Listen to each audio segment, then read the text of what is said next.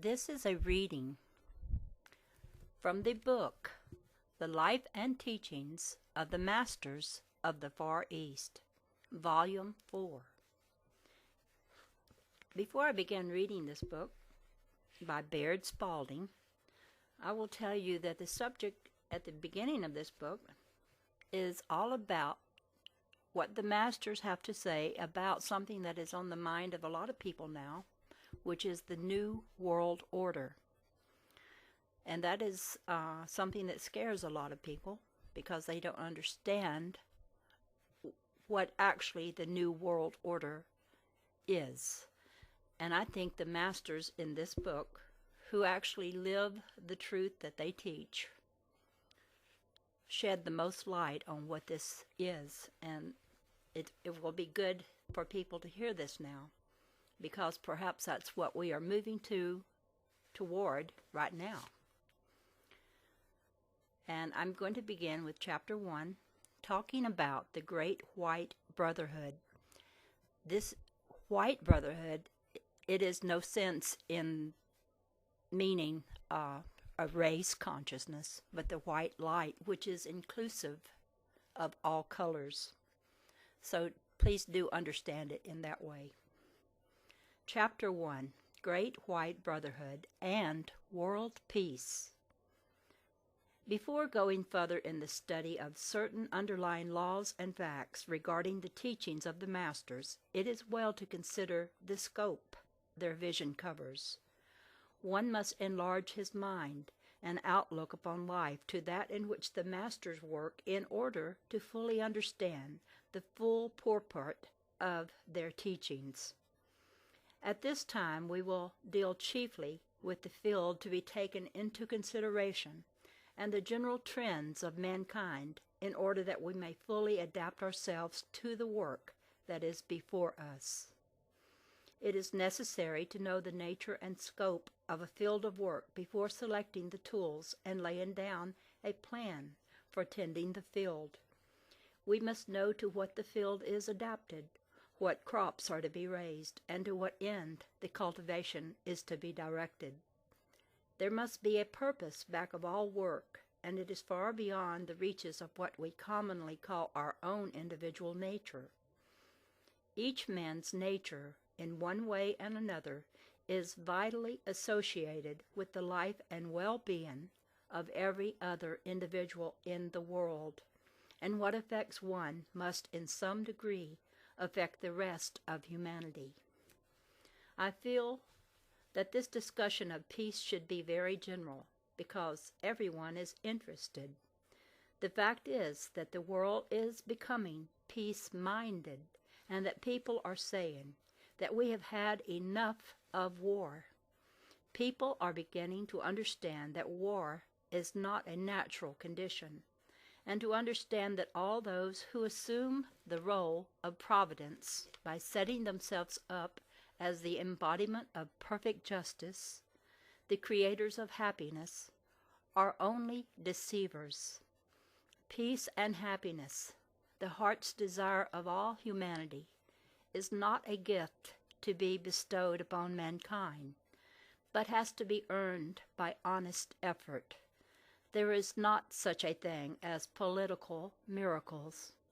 Man has to realize that he alone has the power to work out his destiny with his own intelligence. This sweeping tide of human interest in that which will promote and guarantee peace is the inevitable working out of the universal law which always moves to promote the common good. God is no respecter of persons, and this awakening of men along peace lines is their response to the movement of the spirit of peace, which is fostered by the Masters.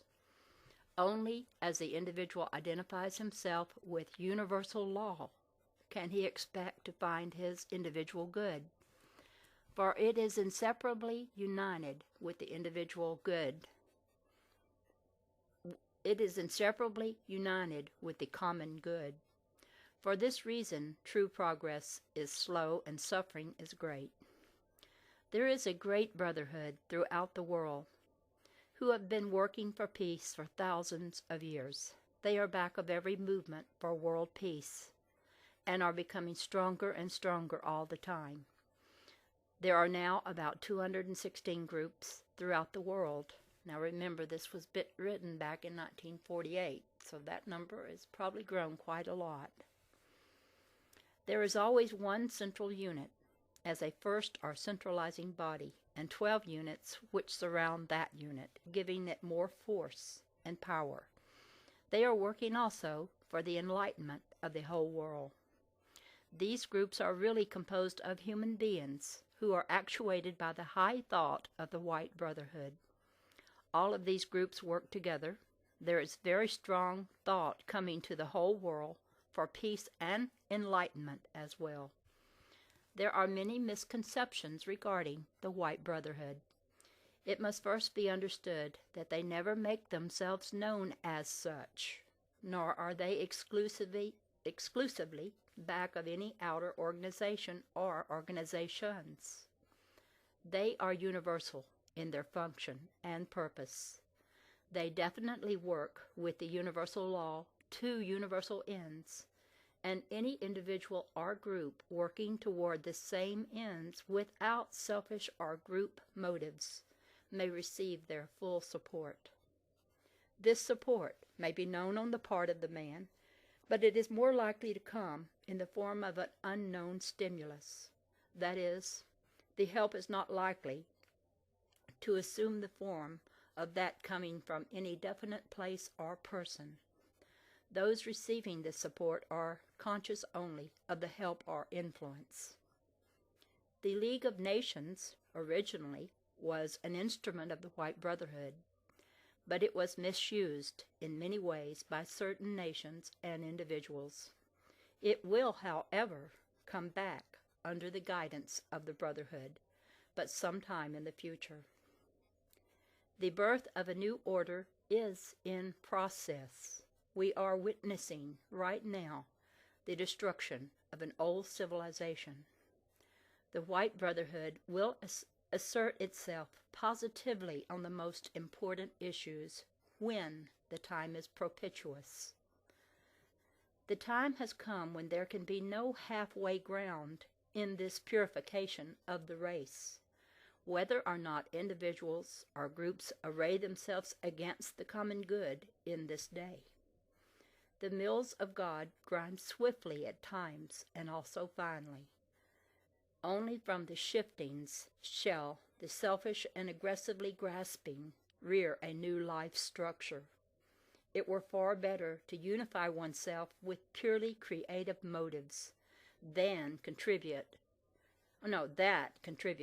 to universal good, for thereby shall good come to the individual. Often the influences working in universal ideals come into being without much notice. It is something that seems to germinate and move forward as a contagion, while the minds of many are still so engrossed in other things that they do not notice the change. Then, all of a sudden, each individual seems to realize that it has come into being and that it is in exact accord with his own secret thoughts. Thus he very often slips into the new order rather unknowingly. The point is to be alert to these secretly developing forces within oneself and in the race. And here one will find the key to its most rapid progress and most vital service in the universal cause. India has maintained peace by using methods identical to those used by these 216 groups about which I have spoken. It was brought about originally by 12 groups, which have expanded and are still expanding. The influence of these bodies has been very great, entering into the whole fabric of Indian thought. Their work from the outer point of view has been largely educational. They release information orally, which is acted upon under their direction. Results prove the efficacy of this method. Gandhi studied the situation of nonviolence for 20 years before he began his work, becoming a very deep student of it.